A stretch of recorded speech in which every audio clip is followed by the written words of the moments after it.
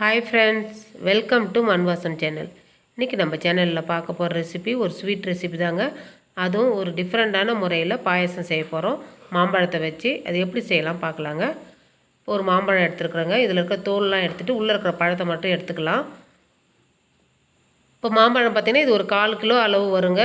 1 litre பாலுக்கு 1/4 kilo அளவு உள்ள மாம்பழம் கரெக்டாக இருக்கும். இந்த மாம்பழம் பார்த்திங்கன்னா பங்கனப்பள்ளி எடுத்துருக்குறேங்க. நல்லா ஸ்வீட்டாக இருக்கிற மாம்பழம் நீங்கள் எடுத்திங்கன்னா நல்லா சூப்பராக இருக்கும். அதே புளிப்பாக இருந்ததுன்னா பாயசம் நல்லா ஸ்வீட்டாக இருக்கணும் இல்லைங்களா? புளிப்பாக இருந்ததுன்னா சாப்பிட்றதுக்கு ஒரு நல்லா இருக்காதுங்க.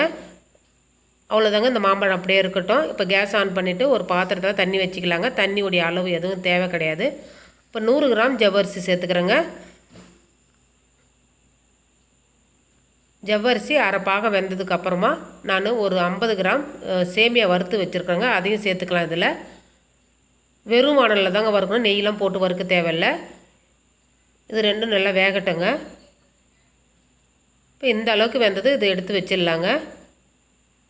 ஜவ்வரிசி அரைப்பாக வெந்ததுக்கப்புறம் சேமியா சேர்க்கணுங்க. ஏன்னா ஜவ்வரிசி வேகிறதுக்கு டைம் ஆகும். அதனால் முன்கூட்டியே சேர்த்துடாதீங்க. இப்போ பார்த்திங்கன்னா ஒரு பாத்திரத்தில் 1 லிட்ரு பால் எடுத்து வச்சுருக்கோங்க. இது நல்லா காய்ச்சிக்கணும்.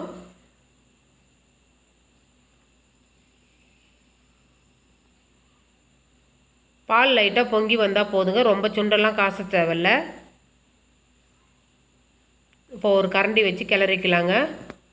இப்போ இந்த டைமில் 1 கப்பு சர்க்கரை சேர்த்துக்கலாங்க. அதாவது 250 கிராம் சர்க்கரை சேர்த்துக்கிறேன்.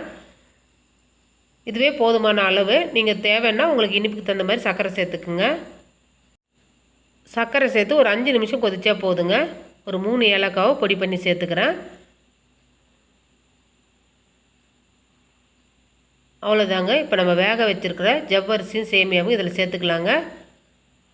நீங்கள் டைரெக்டாக பாலில் சேர்த்து வேக வைக்கும்போது அதனுடைய நிறம் மாறிடும். அதனால் நம்ம இந்த மாதிரி தனித்தனியாக வேக வச்சு சேர்த்திங்கன்னா நல்லாயிருக்கும். இப்போ மேங்கோ எசன்ஸ் சேர்த்துக்கலாங்க. அதாவது ஒரு 1/2 டீஸ்பூன் சேர்த்துக்கலாங்க. அது ஃப்ளேவர் நல்லாயிருக்கும் சாப்பிடும்போது. சேர்த்துட்டு கலக்கி விட்டுக்கலாங்க. இப்போ பார்த்திங்கன்னா மில்க் மேடு சேர்க்குறேங்க. ஒரு குழிக்கரண்டி அளவுக்கு சேர்த்தா போதும். ஏன்னா நம்ம ஃபுல்லாக பால் சேர்த்தாச்சிங்க. அதனால் நம்ம மில்க் மேடு கொஞ்சமாக சேர்த்தா போதும். சப்போஸ் நீங்கள் ஒரு டின் ஃபுல்லாகவே நீங்கள் சேர்க்குறீங்கன்னா சர்க்கரையை கம்மி பண்ணிக்கிங்க. அவ்வளோதாங்க. இப்போ காய்ச்சின பால் ரெடி ஆகிடுச்சு. இதை நம்ம ஆற வச்சுட்டு தான் அரைச்ச மாம்பழத்தை இது கூட சேர்க்கணுங்க. சூட்டில் சேர்க்கக்கூடாது, பால் திரிஞ்சிடும். இந்த மாதிரி ஐஸ் கட்டி ஒரு தட்டில் போட்டு வச்சுக்குங்க. அது மேலே நம்ம காய்ச்சின பாலை எடுத்து வச்சுக்கலாங்க. நல்லா ஜில்லுன்னு ஆகணும். சப்போஸ் நீங்கள் சூடாக குடிக்கணுன்னா கொஞ்சமாக ஒரு கிளாஸில் எடுத்துகிட்டு அதில் மாம்பழத்தை கலந்துட்டு குடிங்க. எல்லா பால்லையும் நீங்கள் கலக்கக்கூடாதுங்க. சூடாக இருந்ததுன்னா திரிஞ்சு போயிடும் பால். அவ்வளோதாங்க, நல்லா ஆறிடுது. இந்த டைமில் நம்ம எடுத்து வச்சுருந்த மாம்பழத்தை அரைச்சி எடுத்துகிட்டு வந்தாச்சுங்க. இப்போ இதில் கலந்துக்கலாம். மாம்பழம் சேர்த்து இன்னும் கலர்ஃபுல்லாக ஆகிடுச்சு பாருங்கள். அதனால தான் எசன்ஸு கம்மியாக சேர்க்க சொன்னேன். இப்போ இந்த டைமில் நட்ஸு சேர்த்துக்கலாங்க. இதில் கொஞ்சம் பாதாம், பிஸ்தா, முந்திரி பொடி பொடியாக நான் நறுக்கி வச்சுருக்கேங்க. அதையும் சேர்த்துக்கலாம். இது அளவுலாம் உங்களுடைய ஆப்ஷனல் தாங்க, எவ்வளோ வேணாலும் சேர்த்துக்கலாம். சூப்பரான ஒரு மாம்பழ பாயாசம் ரெடி ஆகிடுச்சிங்க. ரொம்ப ஹெல்த்தியானதும் கூட.